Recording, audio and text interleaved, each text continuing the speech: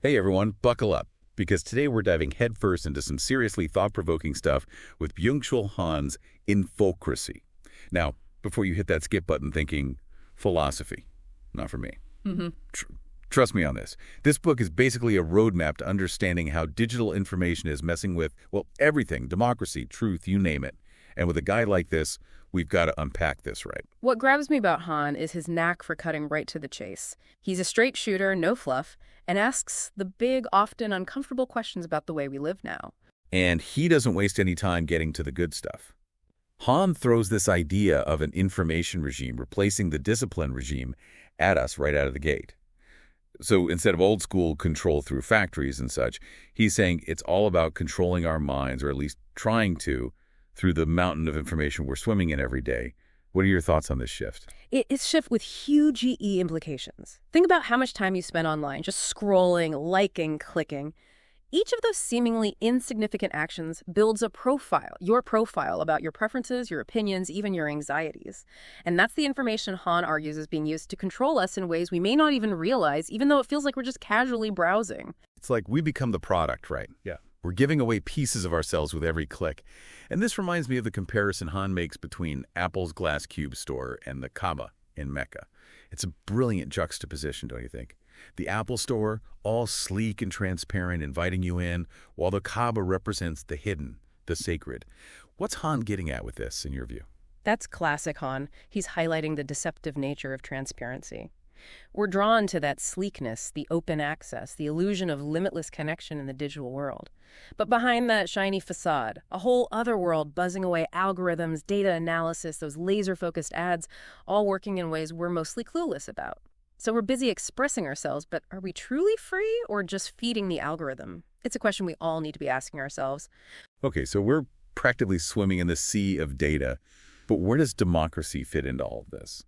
Han uses this term, Infocracy, and it's a bit ominous to say the least. What's he getting at here? Yeah, ominous is a good word for it. Han's arguing that traditional democracy is losing ground to this new system where information, or rather controlling information, is the name of the game. And the scary part, this often goes hand in hand with some serious damage to those core democratic values we hold dear. And one of the big things Han points to is how we consume information now. Gone are the days of just catching the evening news. We're talking this nonstop flood of online content, social media, news feeds, ads following you around like shadows. It's overwhelming. And as Han puts it, it feels like a lot of it is designed to manipulate us. Absolutely. Think about micro-targeting. It's practically become part of the political playbook.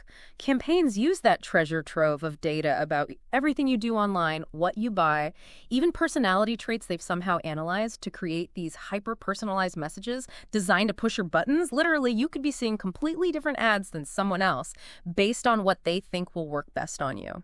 Have you ever felt personally targeted by a political ad online? Because I know I have. Oh, all the time. Yeah. It's kind of creepy how spot on some of those ads can be. You start to wonder if they know you better than you know yourself. Right, and that's what's so unsettling. Han wants us to think about whether this constant manipulation actually undermines our ability to have rational debates and make informed decisions.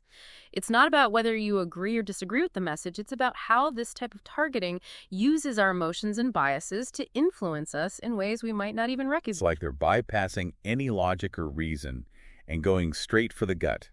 Yeah. Subtle, but potentially very powerful. Exactly. And that's a hallmark of this infocracy, this blurring of the lines between information, persuasion, and outright manipulation. It's getting harder and harder to tell where one ends and the other begins. So we're drowning in this sea of information, and a lot of it, honestly, seems designed to manipulate us. It makes you wonder, where does that leave truth? Mm-hmm. Can we even talk about objective truth anymore in this kind of world? That's the million-dollar question, isn't it? And Han doesn't hold back. He argues that we've entered this post-factual age where it's not just about misinformation being out there, though there's plenty of that too. It's that the sheer volume of information makes it incredibly tough to sort fact from fiction. Right, we're all stuck in our own echo chambers hearing what we want to hear. Makes it easy to fall for those conspiracy theories and just reject anything that challenges how we see things. Exactly. Han uses Trump as a prime example of this. Yeah. But it's not about whether Trump lies in the traditional sense, right? Right. Han argues that Trump embodies this indifference to truth. It's not about getting things right or wrong. It's about crafting a narrative that resonates, especially with his base, regardless of whether it's actually true. And how does that impact things? Well, what makes this so dangerous, Han argues, is that it undermines the very foundation of reasoned debate. When facts become fluid, open to interpretation, denial even, having a productive conversation, especially about the things that really matter, becomes near impossible. So what do we do? Are we just doomed to be puppets in this infocracy? Or does Han offer any hope? Give us something to work with here. Well, Han wouldn't be much of a philosopher if he didn't offer some glimmer of hope, right? He emphasizes the importance of reviving this ancient Greek concept of parrhesia. It translates to free speech.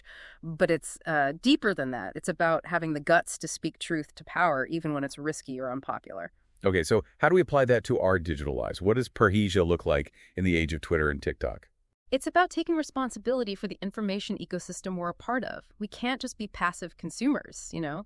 We need to be active, engaged citizens, especially in the digital world. So it's not just about, scrolling and sharing. It's about stopping and thinking too, right? Exactly. And beyond that, we have to be willing to speak up ourselves, share accurate information, challenge misinformation when we see it, and engage in respectful dialogue, even with those who hold different views. So if Han is right, and we're in this digital cave with no escape, the question is, can we, through critical thinking and courageous truth-telling, find those flickers of truth and build a better, more democratic information ecosystem?